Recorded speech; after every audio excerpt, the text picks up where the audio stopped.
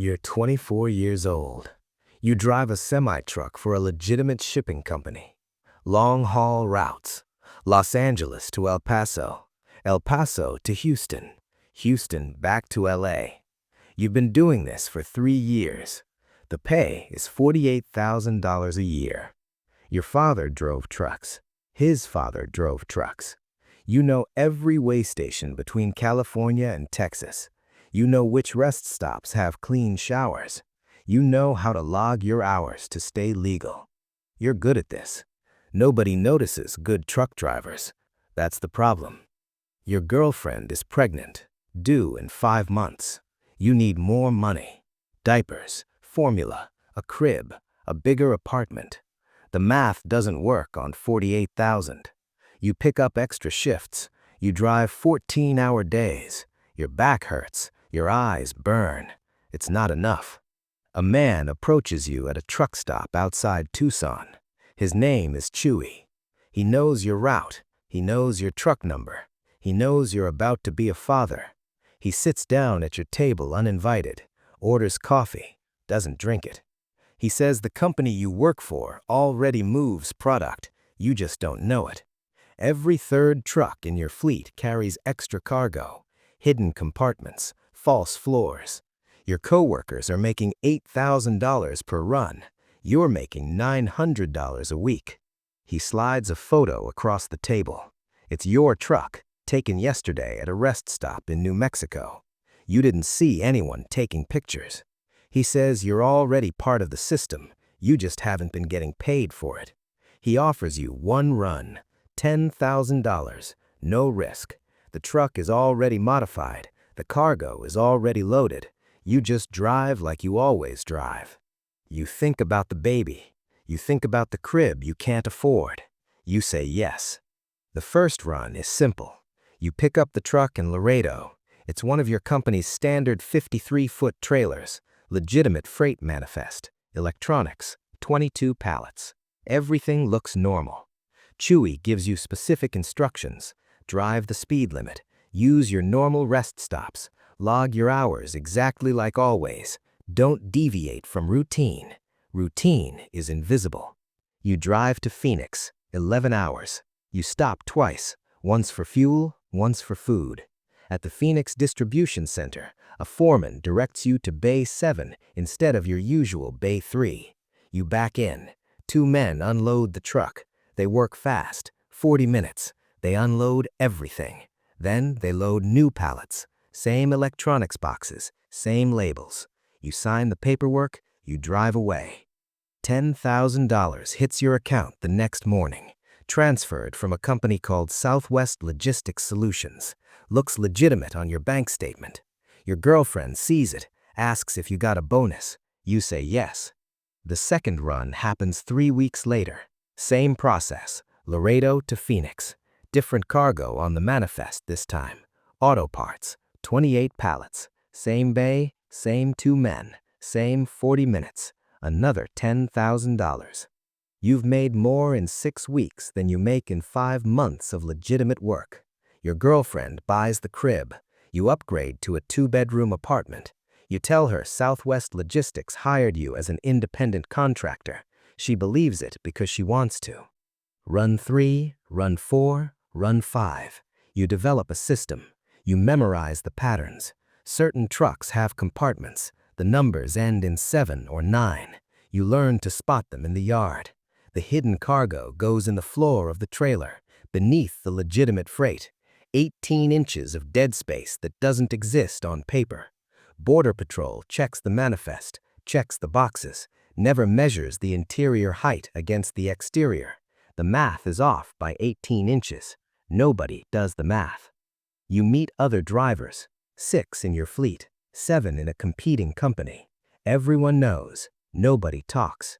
You nod at each other at truck stops, professional courtesy. You're all making the same calculation, risk versus reward. The risk feels theoretical. The reward is in your bank account every week.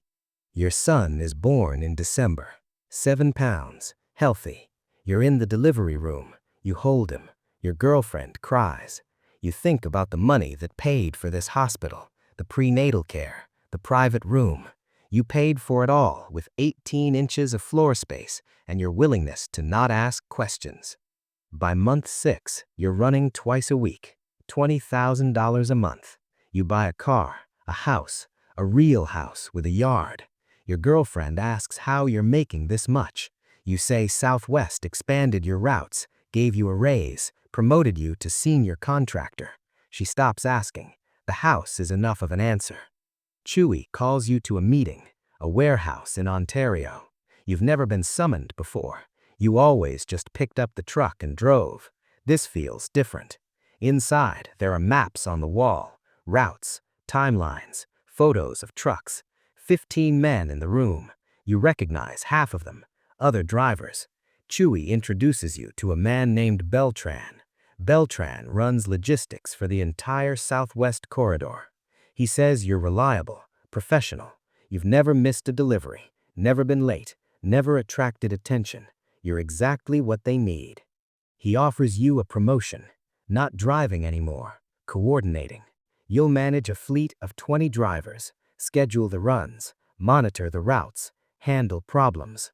Your job is to make sure 40,000 pounds of product moves from Mexico to distribution points across the Southwest every week without a single disruption. Your cut is $60,000 a month. You'll never touch the product. You'll just make sure it moves. You take the job. You're 26 years old. You're managing a logistics network that moves more product than legitimate shipping companies. You have an office, a laptop, encrypted phones, a secretary who thinks she works for a freight broker. She does. She just doesn't know what freight. You're good at this. You build systems, color-coded spreadsheets, contingency routes for when Border Patrol increases checkpoints, backup drivers when someone gets sick.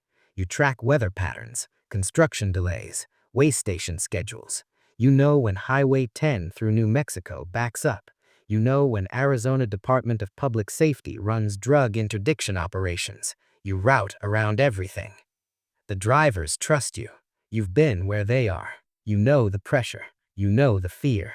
When a driver's wife gets sick, you advance him money. When Border Patrol stops one of your trucks for a random inspection, you have lawyers on speed dial. The truck gets released within hours. The driver stays clean. That's your job. Keep everyone moving. Keep everyone safe. Keep everyone paid. You tell yourself you're just managing logistics. You never see the product. You never touch it. You're coordinating truck routes. That's a legitimate skill. The fact that the trucks carry hidden cargo is almost irrelevant to your daily work. You're solving the same problems any supply chain manager solves: efficiency, timing, risk mitigation. The mental gymnastics get easier every month. Your son turns 2. You throw him a birthday party. Bounce house, catered food, 30 kids. Your girlfriend's family comes. Your mother comes. They marvel at the house, the success. You tell them freight logistics is booming. Online commerce. Everyone needs shipping. They believe it because America loves a success story. The mistake happens on a Tuesday. Driver named Marco gets pulled over in New Mexico for a broken taillight. Routine stop. The state trooper runs his license. Clean. Checks the truck. Legitimate manifest. But the trooper is thorough. He measures the trailer. He's done this before. He notices the height discrepancy. 18 inches. They tear the truck apart at the impound. They find 900 kilos of cocaine, 200 pounds of fentanyl, $4 million in product.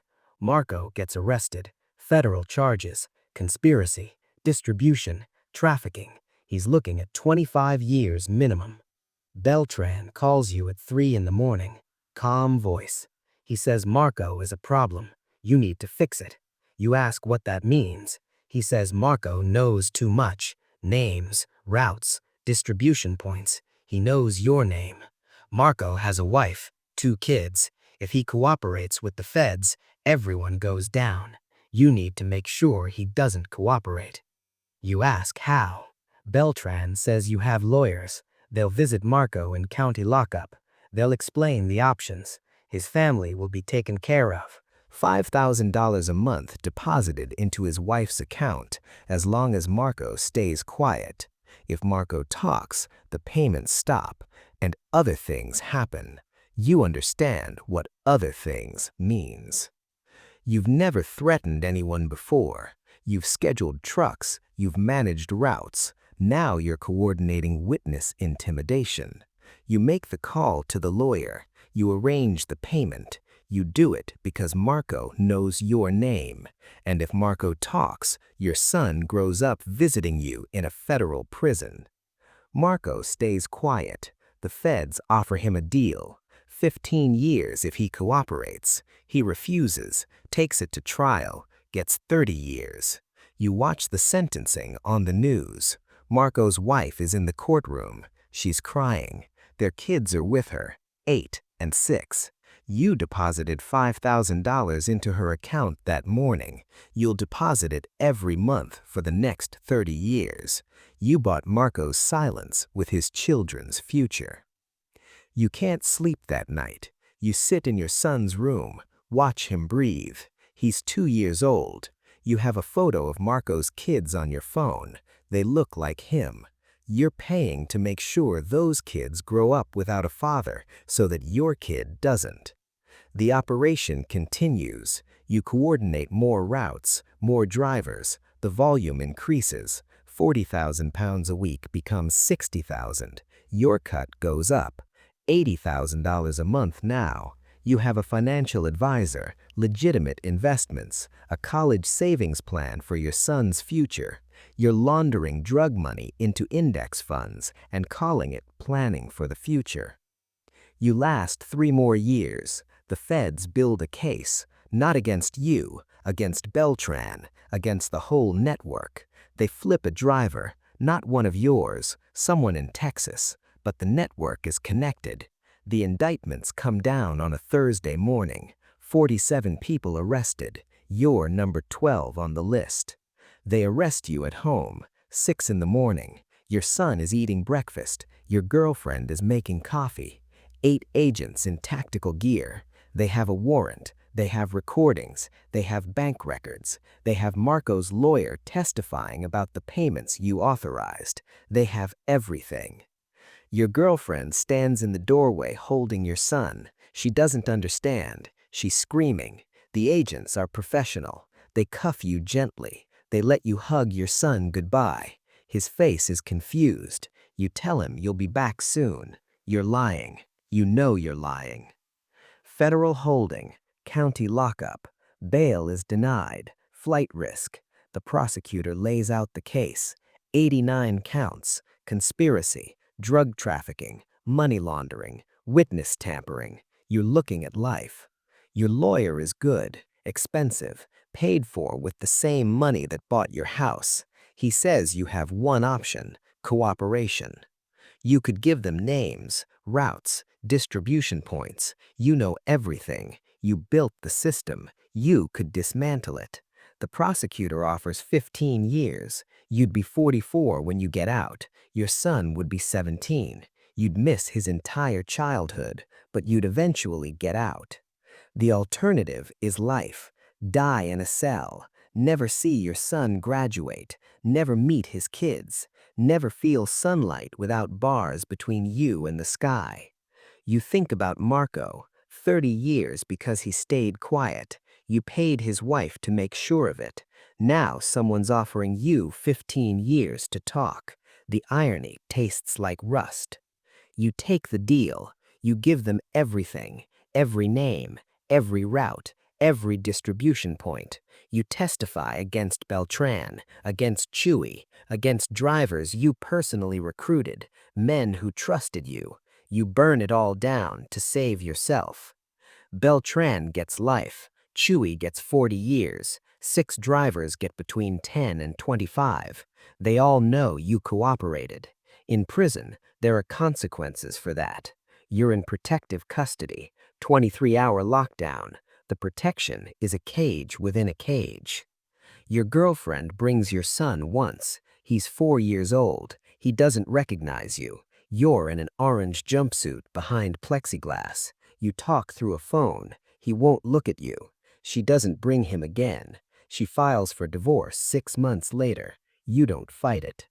You're 31 now. You've served 5 of your 15 years. You sit in your cell. You do the math. Marco is in year 8 of 30. His kids are 16 and 14. You're still depositing $5,000 into his wife's account.